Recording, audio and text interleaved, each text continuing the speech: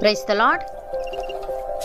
ఈరోజు దేవుని వాగ్దానము, మీ దేహము దేవుని వలన మీకు అనుగ్రహింపబడి మీలోనున్న పరిశుద్ధాత్మకు ఆలయమై ఉన్నదని మీరెరుగరా? మీరు మీ సొత్తు కారు, విలువ పెట్టి కొనబడిన వారు గనుక మీ దేహముతో దేవుని మహిమపరచుడి. కొరింథీయులకు రాసిన మొదటి పత్రిక 6వ అధ్యాయము 19వ వచనము 20వ వచనము.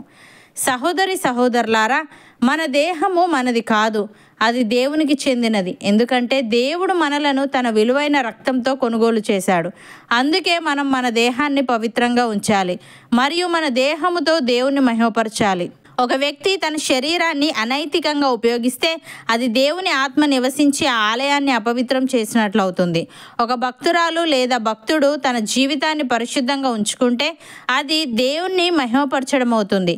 ఇది మనం ఇకపై మన కోసం మనం జీవించకూడదని, దేవుని కోసమే జీవించాలని, మనం ఏమి తింటామో, ఎలా మాట్లాడతామో, ఎలా ప్రవర్తిస్తామో అన్నీ దేవుని మహిమ కోసం ఉండాలని తెలియజేస్తుంది.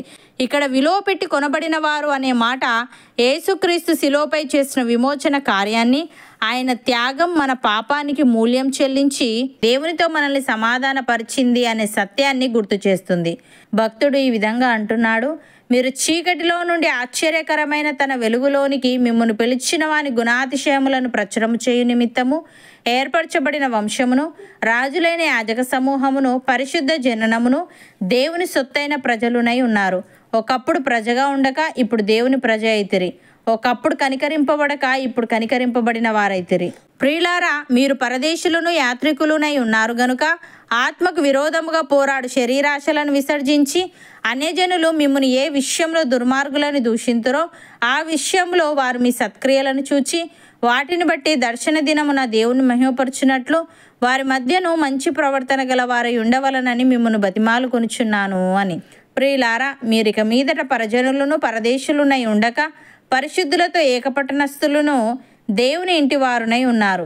క్రీస్తు యేసే ముఖ్యమైన మూలరాయి అయి ఉండగా అపోస్తలులను ప్రవక్తలను వేసిన పునాది మీద మీరు కట్టబడి ఉన్నారు. ప్రతి కట్టడమును ఆయనలో చక్కగా అమర్చబడి ప్రభునందు పరిశుద్ధమైన దేవాలయం ఒకటకు వృద్ధి పొందుచున్నది. ఆయనలో మీరు కూడా ఆత్మ మూలముగా దేవునికి నివాస స్థలమై ఉండుటకు కట్టబడుచున్నారు.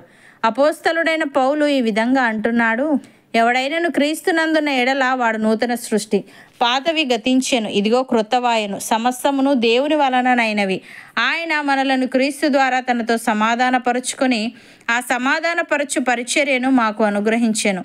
అదేమనగా దేవుడు వారి అపరాధములను వారి మీద మోపక క్రీస్తునందు లోకమును తనతో సమాధానపరుచుకొనుచు ఆ సమాధాన వాక్యమును మాకు అప్పగించెను. కావున దేవుడు మా ద్వారా వేడుకొనినట్టు మేము క్రీస్తుకు రాయబారులమై దేవునితో సమాధాన పడుడని క్రీస్తు పక్షముగా మిమ్మును బతిమాలు కొనుచున్నాము. ఎందుకనగా మనం ఆయన యందు దేవుని నీతి అగునట్లు పాపమెరుగని ఆయనను మన కోసము పాపముగా చేసెను అని. సహోదరి సహోదరులారా, మనలో ఎవడును తన కోసమే బ్రతకడు, ఎవడును తన కోసమే చనిపోడు. మనము బ్రతికినను ప్రభు కోసమే బ్రతుకుచున్నాము, చనిపోయినను ప్రభు కోసమే చనిపోవచ్చున్నాము. కాబట్టి మనము బ్రతికినను చనిపోయినను ప్రభు వారమై ఉన్నాము. తాను మృతులకును సజీవులకును ప్రభువై ఉండుటకు ఇందు నిమిత్తమే కదా క్రీస్తు చనిపోయి మరలా బ్రతికెను. అయితే మనము మన సహోదరునికి తీర్పు తీర్చనేలా, మన సహోదరుణ్ణి నిరాకరింపనేలా మనమందరము దేవుని న్యాయపీఠం ఎదుట నిలుతుము. నా తోడు ప్రతి మోకాలును నా ఎదుట వంగును, ప్రతి నాలుకయు దేవుని స్తుతించును అని ప్రభు చెప్పుచున్నాడు అని వ్రాయబడి ఉన్నది గనుక మనలో ప్రతివాడును తన్ను గురించి దేవునికి లెక్క ఒప్పగింపవలెను. కాగా మనం ఇక మీదట ఒకరినొకరము తీర్పు తీర్చకుందము. ఇదియుగాక సహోదరునికి అడ్డమైనను ఆటంకమైనను కలగజేయకుందుమని మనము నిశ్చయించుకుందాము. అవును అన్నవారు నాతో పాటు ప్రార్థనలో ఏకీభవించండి.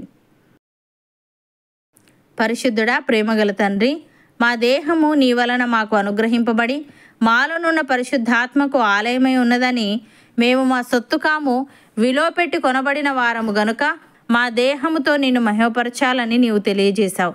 తండ్రి, నీకు స్తుతులు.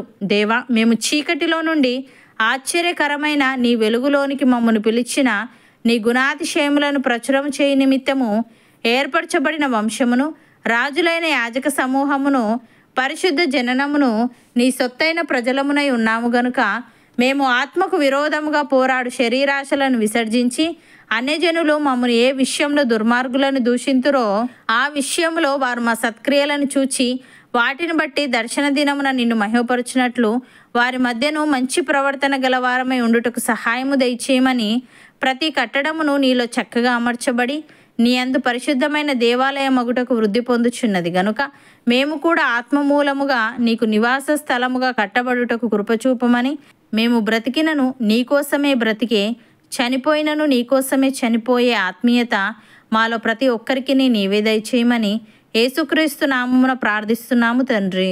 ఆమెన్.